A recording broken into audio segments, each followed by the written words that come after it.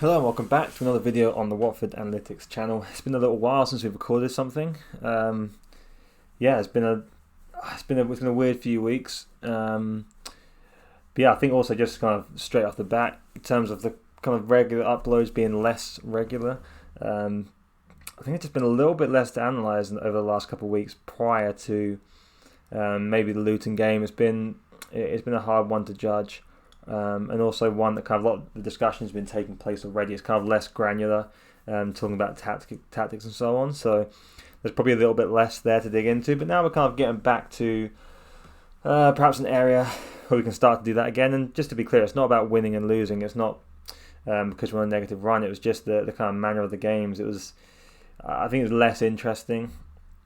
But we're back up now, and we're going to talk a bit about the tactical approach we've seen from Slaven Bilić in the recent games. It's not going to be, I don't think it's going to be the longest video. We'll see how it goes. I guess we've got some questions as well to get through. But I wanted to look at that real quick and just kind of discuss what we've been seeing and maybe what we're going to see kind of going forward and how we could possibly be approaching some of these games coming up. Looking ahead to this game against Wigan in just a couple of days now. So obviously getting off the back of a positive result, really good, obviously home win against Luton, the derby. Pretty much went exactly how we wanted it to. Couldn't really have much of a better outcome on an occasion in general. So really positive there. We did see some tactical changes though over the last couple of games, which we'll discuss now. So obviously kind of lineups and so on. We've been fairly consistent. We try to keep it somewhat consistent, and had some similar kind of, especially in the forward position, some similar kind of output of personnel. We'll get through, actually kind of look at the lineup, just going over the Luton game specifically here, but talking about it more in general as well. Obviously injuries has been an issue for us. We're missing a lot of players, and we've had to kind of be flexible and adjust and adapt, try and overcome the situation. We've obviously done quite well against Luton, but there've been some difficult times. There's been a few kind of key figures returning, which have made a huge difference for us. One of them being the likes of Craig Cathcart, who we see right here, and then even players like Troost-Ekong and so on stepping up and kind of actually playing a big part in these important games. But obviously the difficulty always when you have these sorts of injury situations is, can you still keep that consistency in approach and in play style? And it can be difficult. We've kind of had to chop and change and find different ways of doing it. Obviously losing Imran Loser is a big one for us. It really does change the dimensions we can play in. It's not ideal. He offered us a lot, and we don't have much. Well, we don't have any depth in that role of that position. So we'll go through. I'm saying you can see here. I hadn't changed my screen, so you couldn't see anything, I imagine. Okay, so lineup looking through. Obviously, Imran loses the big miss, but you have the forward players are coming in: Davis, Sarr, Sema, and Pedro, of course. It's a really interesting forward line. Pedro playing as that kind of attacking midfielder, and his role is really important. We'll talk about that soon. But a lot of things change. The back line's changing. The two centre backs coming in there. Gosling's still at right back. Obviously, we've got Kamara in there at left back, but the midfield is different too. That double pivot is not as progressive as it was with Loser in there, even if Loser was playing further forward too, of course. But when he was playing on a deeper role, it just gives you a few different options, or quite a few different options in possession. So it is different, obviously. And the bench is looking a little bit thin. We are seeing like the likes of Kalou come up there as well and get some minutes perhaps going forwards. And there's been some quotes during last week from Bilić regarding Kalou, which were quite promising in some ways. So anyway, talking about the shape. So we've kind of switched or continued, that 4-2-3-1. Obviously, it's kind of the favoured system of Bilić. He's been flexible and tried some different things as well, but it is the one that he keeps coming back to. Now we've been playing against the back three as well, so we'll replicate the back three here too, which is an interesting one to kind of look through, because obviously a lot of teams play the back three. Very popular, rightfully so. It can be an effective formation. It's kind of on trend right now, but also one that we've had quite a lot of difficulty against. We had difficulty against the front three when we played against teams under Rob Edwards too. It can be hard to break down, and obviously that's one of the reasons why it's so popular to play against. It can be hard to break down, and also can be really offensive too in kind of the right hands. Luton are generally pretty good at playing it too. Just on the topic of Luton, we did a good job of nullifying it. We'll talk about what we do, what Bilić has been trying to get us to do anyway. So back four, it's pretty standard. Obviously, the reliance on fullbacks is dependent on personnel.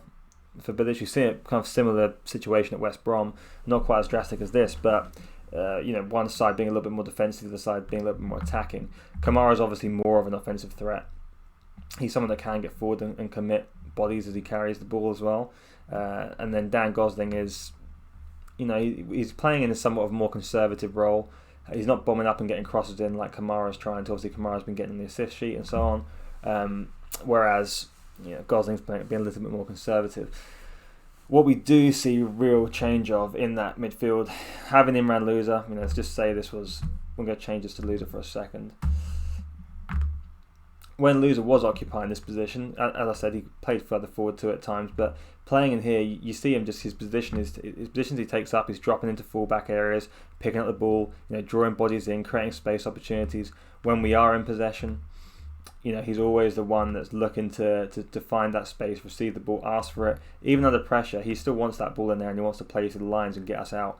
There's a situation against Swansea before we won the penalty where Louza found himself, I'm kind of going off memory here, but Louza found himself in a situation similar to this where, and correct me if I'm wrong, this is kind of how I remember it, out by the fullback position. This is an area where generally you're either going to see that attempt to go home and maybe into the centre back or maybe kind of just turn and play up the line, try and find Sema. But his presence of mind, ability to split the players, find the midfielder and turn and go, it kick-started an attack which led to a penalty, and he eventually missed that penalty. But it's those sorts of plays, those sorts of movements and kind of intelligence in midfield that really kind of kicked us on a little bit. So losing that's a big loss. So we kind of have to revert back to a double pivot which we've seen before in Chowdhury and Kayembe. Kayembe prior to kind of this last game before the game before this, when Louza started, has been the most kind of consistently used player for us, especially in midfield. But he's dropped to the bench, and I think a lot of that has just to do with the fact that he's not as proficient in possession as Louza or even Chowdhury at times. I think the important thing for him, we have to keep it relatively simple, which isn't always the best situation to be in when you're playing against teams that like to press quite a lot. Teams like Luton can do that, be quite aggressive and put you under pressure in those areas. You want to be able to play out of there, and we've discussed before, whilst Chowdhury is maybe not the most expansive in his possession, he plays at a good tempo and he passes the ball with tempo, and that can make up for a lot of those things if you're kind of playing it into the right areas.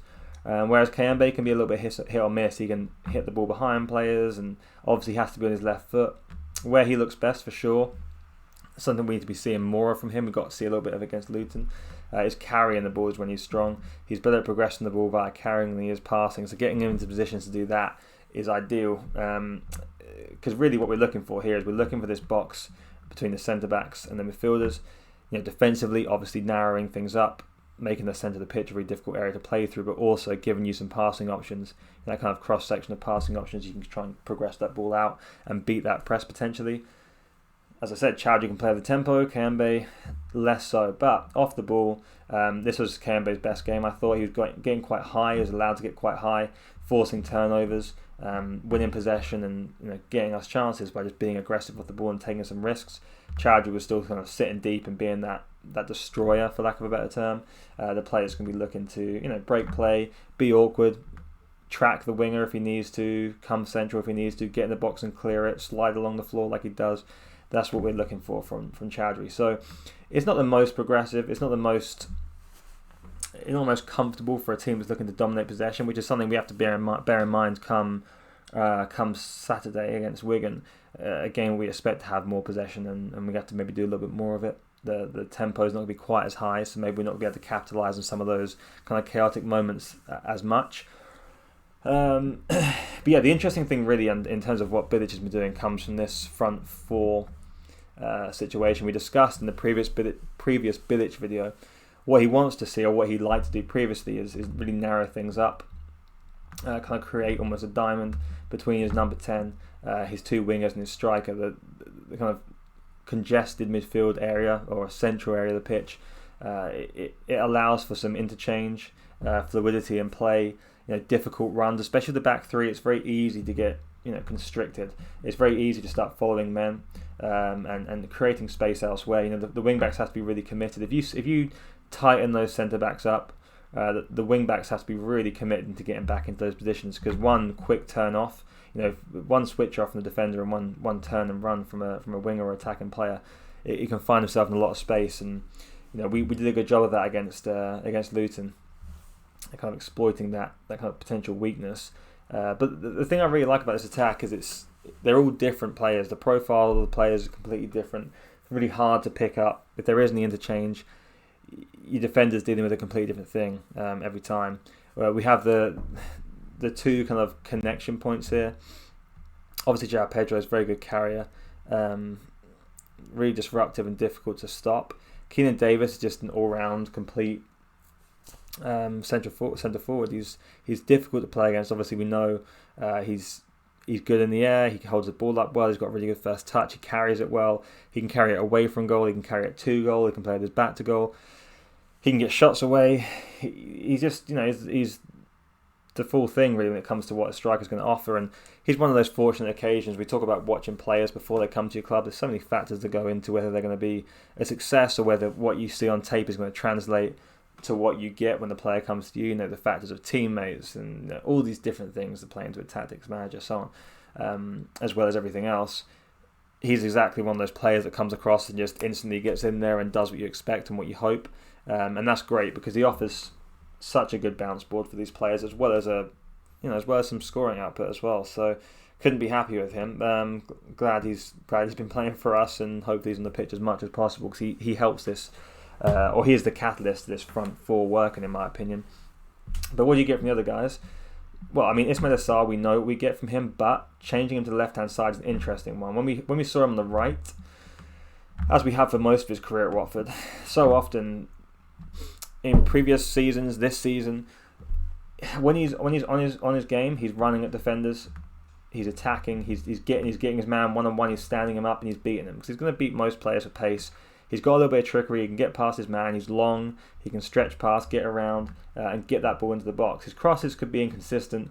Sometimes he might power it across the 6-yard box. Other time might just kind of go a little bit off. And even a goal scoring threat from the right hand side at times as well. Remember the game against Reading a couple of years ago where he scored 2 from that sort of position. He's a really difficult player to play against. The problem with Sarr on the right hand side over the last couple of years, he's had a tendency to just shirk responsibility a little bit. Oftentimes he'll get forward, his man will kind of get in that stable position, cover his angles a little bit, and Sarr just kind of walks and drops it off and doesn't really take his man on, and there's not been a desire there to get forward and execute that sort of move. And I think switching to the left has been smart. What we have seen from Sarr now is he is looking to run in, get shots away, get crosses in, that trickery to kind of come inside, outside, inside, he can do all those things. It's difficult to mark because that he wants to get on that right foot and shoot. But at the same time, we've seen he can deliver with his left. He's also been attacking that byline. We won a penalty from it. He's been extremely difficult to play against. I think putting him in that situation just kind of, I think you just alter the way his instincts are working. You put him in a situation where things are a little bit more alive. He's playing narrower, so he's closer to that goal. He's a very wide player from the right. He's always very wide. He can come narrow, but his starting position, he likes to be across that line. On the other side, I think he's more comfortable in a narrow position, which of course is kind of key or very useful at least to Bilić, based on how he likes to use his attacking players. So Sarr's a really interesting one. He's also done this for Senegal as well, so bear in mind it's not the first time he's done this, but credit to Bilić for looking at that as an option, and credit for Sarr for just kind of playing the way he has done when he's been moved there. Ken Sema, he's a little bit different. He's not quite as narrow in how he's operating kind of over the course of the game. But, he offers you something in wide positions too. Very left-footed, of course. But he has been trying with his right foot, to be fair to him. And he's been trying to get forward still. He gets the byline. He's asking less of himself if he can get at that angle, get in the byline, pull it back. But he's been going to his left. He's trying to get shots away. He's quite a physical presence, so he can really carry bodies in midfield and kind of into the box and be dangerous that way. But he offers you a little bit more. I think we can even see, actually, we'll kind of look at some of these some of these playing positions. You kind of look at the positioning of Ismail Assar, kind of the heat map, touch map, quite narrow. You compare it to Ken Sema, much wider, and that's kind of what we've been seeing more of. Keenan Davis is obviously going to be a little bit more central, but covering a lot of ground, being in a lot of places, and offering for his teammates. Again, real bounce board. Not sure what's happened here. And then João Pedro, he's the one that is also, of course, of interest when it comes to what we've been doing. Now, previous teams we've seen with Slaven Bilić, the number 10 has been kind of the focal point of the team, the creator, and the one that's given freedom to kind of express themselves a little bit. And I think what we've seen from Pedro over this season is he started to develop his identity a little bit more as a player. Still some rough edges a little bit, of course. He's only a young player still, but he's really come on in how he attacks and approaches a game. He's starting to dominate games, dominate opponents, and dominate games, kind of take them over himself. And what we're seeing is a tendency to drop deep and kind of occupy this zone here. This is his starting position. This is where he wants to be, is in this area of the pitch. Whether it's a little layoff from the midfielder, the fullback, the winger, but this creates a lot of danger because he's an excellent carrier of the ball. He commits bodies.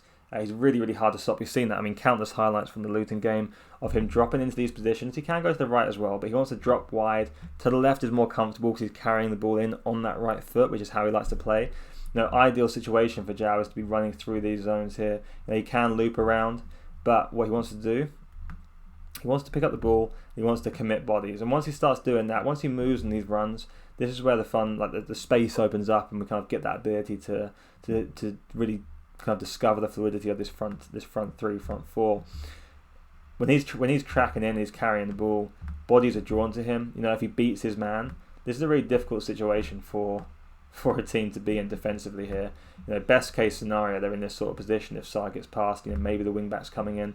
If Pedro gets past, but you're asking defenders to make decisions. Do you come in, leave that space, or do you keep dropping off, trying to cover Sarr, and then João Pedro's got free runs, and you've also got the quality of someone like Davis, who you can just pop that ball off to, and then you're in again nice favourable position, making the centre backs make decisions.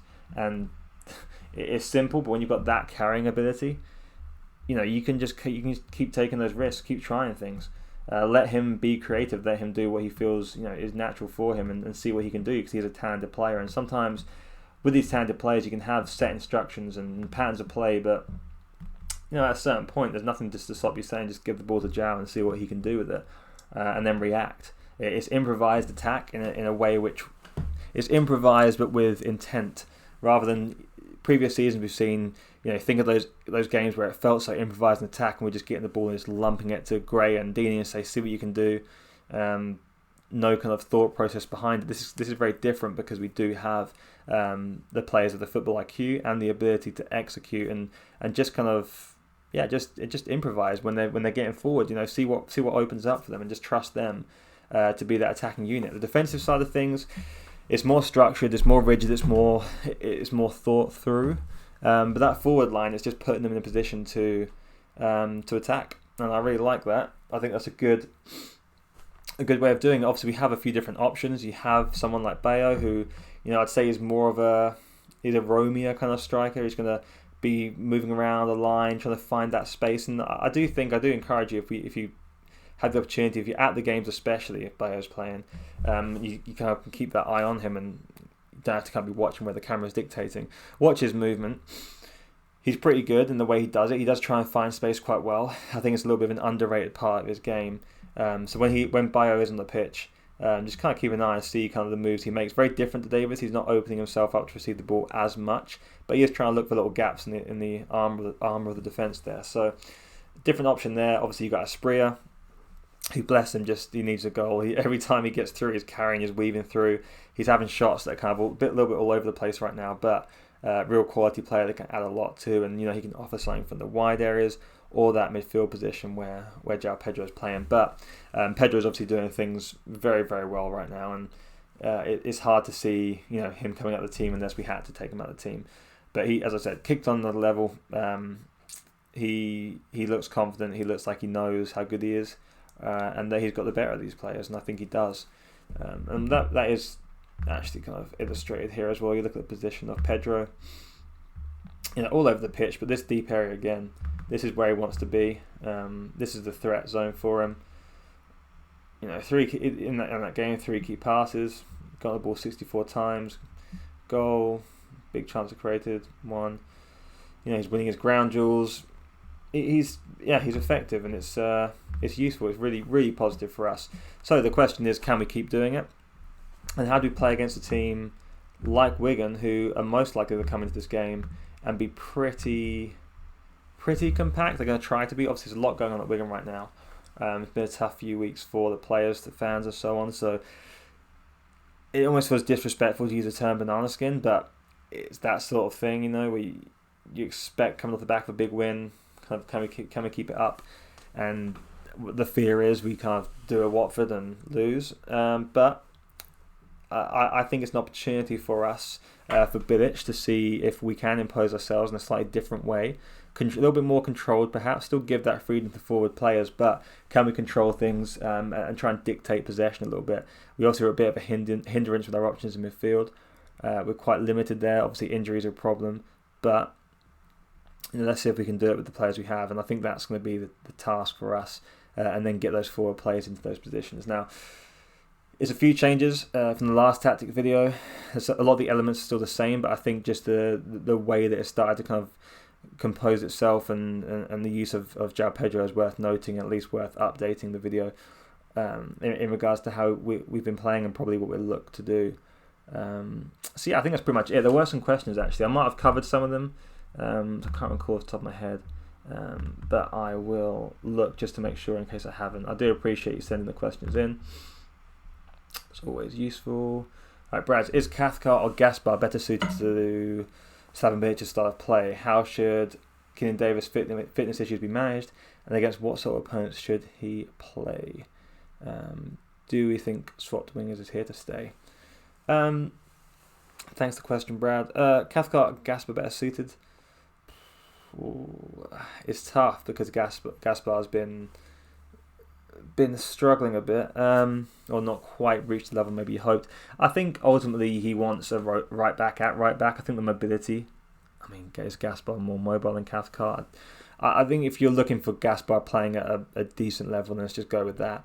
I think Gaspar is more along the lines, but we can be a little bit more conservative there if we are going to look to kind of create a foundation for that front four. Maybe even sees as a positive to go with a more kind of solid defender in that position, just to allow even more freedom for those forward players. Of course, having a more solid defender doesn't exactly make up for 2 players. It's not like Ken Sema doesn't have to trap back in that situation, but it's difficult. I think in regards to those two specifically in the situation we're in currently, where they are, I think it's kind of right back by committee. Like whoever kind of comes through and plays well should be there. And Cathcart obviously has a job to do at centre back right now, but there's a good chance that the Bilić sees him as an option at right back too. So it's kind of a tough one. How should Keenan Davis' fitness issues be managed? Against what sort of opponents should he play? So firstly, against what sort of opponents? I think every opponent, for the reasons that I outlined earlier, kind of what he offers to the forward line. Fitness issues. Well, they're trying, supposedly they're trying to address some of the fitness issues we've been having. Obviously, his have arisen outside of just being at Watford. Some guys are just prone to these sorts of soft tissue injuries. He's a big guy. I'd say based on what I see of him, I think he's just this is from a athletic standpoint, like different field of interest for me. But I'd say that he's definitely got some hyper flexibility to his movements. Even the goal you saw actually, and big body with hyper flexibility. Often you get a lot of soft tissue damage, especially when you're playing a sport like football. A lot of it is kind of overstretching and putting ligaments and tendons under strain, which they wouldn't normally be able to, or normally have to be under. When I talk about hyperflexibility, I mean just his mechanics of running. You can kind of see in his build that he is a little bit prone to those sorts of things. You're going to see things like quad strain, hamstring strains, hip flexor issues. So I think managing it is something you necessarily have to do in terms of kind of not playing or not training on certain days. It's more just being cognizant of it, really, and trying to just keep him in a position you can to be able to play when he can. And I think he should be fine. I don't think it's not like a series of major knee issues or something. I know he's had some, but it's not something that I think is maybe as much of a concern as the narrative suggests. I think it's maybe that his injuries have just become a little bit more severe than the ones that most players are carrying most of the time. So that's kind of what I think on Davies. And the swap wingers, I think they're here to stay for now. At least as long as it keeps working, then no need to change. Paul, if Ken is to continue playing on the right, why wouldn't we keep doing that? It's exactly what we're just saying.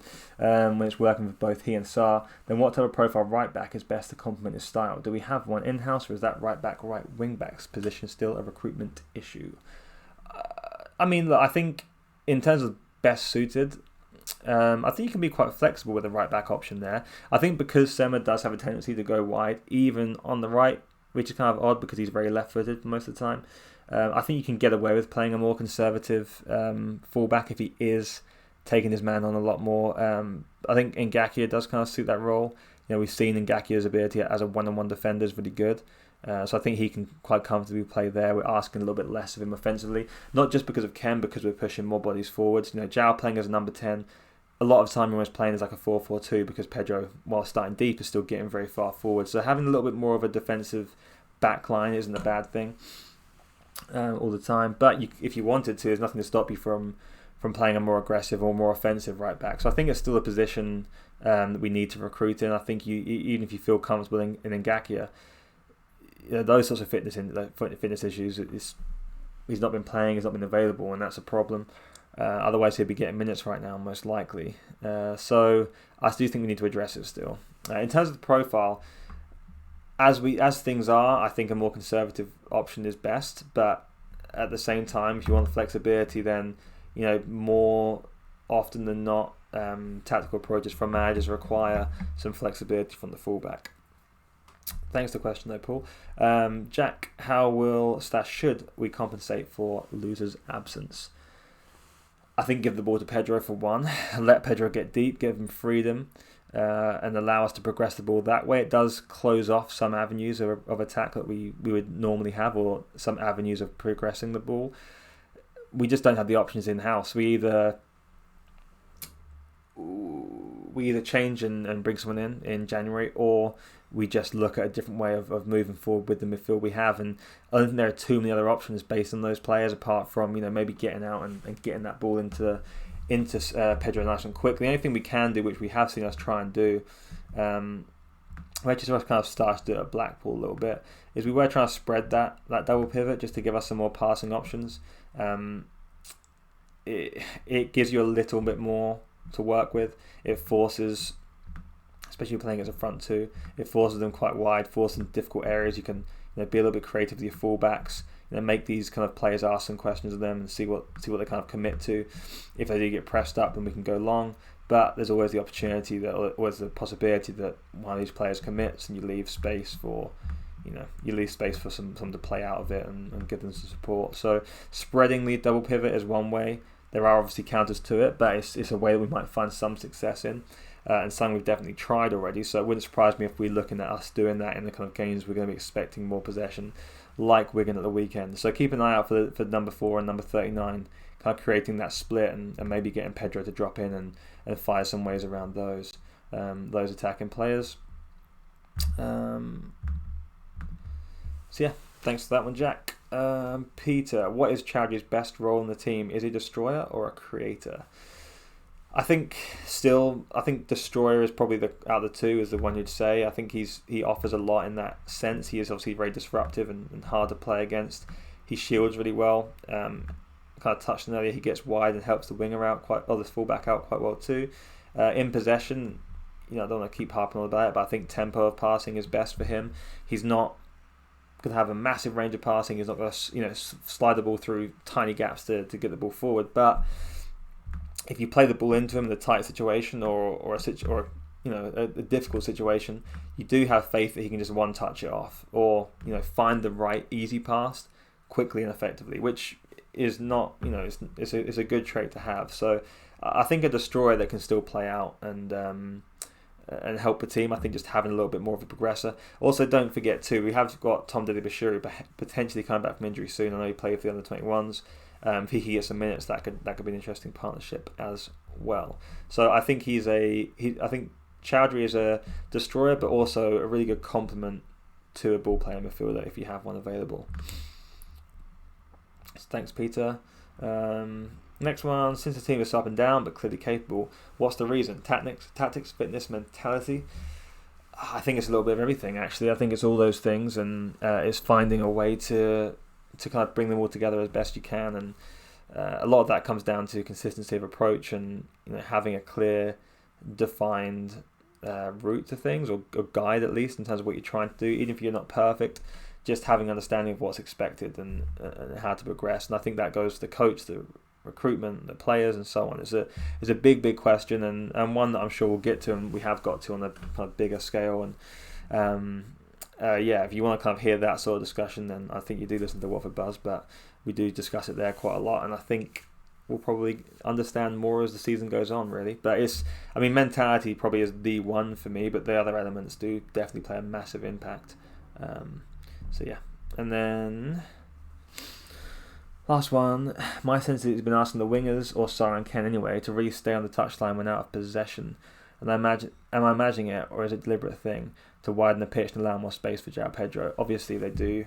Obviously they were both cut in, especially on the wrong side.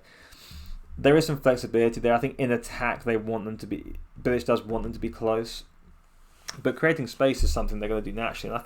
And I'm not sure it's something they've been asked to do. I think it's just their natural style of play. I think they've been asked to get narrow based on what we've seen, but they're also happy to get wide. And part of it's just intuitive. It's not necessarily instruction. If you have Pedro occupying these spaces, it gives you an opportunity to get in that area too. Or you can, come in centrally and allow Pedro to kind of get through. But if you look at where Pedro runs from those wider, deeper positions, it's generally in field. He likes to wheel around, just create that wheel around, and then you've got the layoffs and so on. So the kind of width of the wingers based on Pedro's positioning is it's a good spot, and it is, you're not imagining it. It's legitimate. It's what's happening. I think your assessment of creating space for Pedro is a correct one. I think that's all the questions for today, and that probably concludes the video. It's been good to talk about something a little bit positive, I guess, and we can hopefully continue to do so over the next few games. So obviously the big game coming up against Wigan. They lost their last game. I think they lost the last 3 games actually. We're about to be seeing them we watched them against QPR last time. Obviously kind of a tough team to play right now, but with the situation that Wigan are in, kind of they've got financial issues and players not getting paid potentially and so on. It'd be interesting to see how it pans out, but it's going to be a tough one for us, of course. They all kind of relatively are. Quite fascinated to see. Looking at the league table, you can kind of see Wigan down here in 19th. They've lost 4 out of the last 5, 4 losses, 1 win. Where was that win? Against Blackburn, funny enough. So just shows you, that is kind of what the Championship is about, isn't it? So let's see what happens. I'm hopeful, but it's going to be another tough test, and I think it'll be another case of a different sort of opponent for us to kind of compete against and see what this team's about. See if we can put some runs together and potentially kind of build on a good win, because our record itself, loss, win, it's a little bit patchy and it doesn't look great. So let's see if we can get some things together and maybe create a little bit of a winning streak. We'll see. All right, well, I'll be speaking after the next game. Would like to do another video. We'll be talking the Watford Buzz podcast, as well as just talking throughout the game as well on Twitter. So if you don't follow me at Watford Analytics on Twitter. Subscribe to the YouTube channel, like the video if you like it. If not, then don't have to, and I will catch you on the next one. Thank you.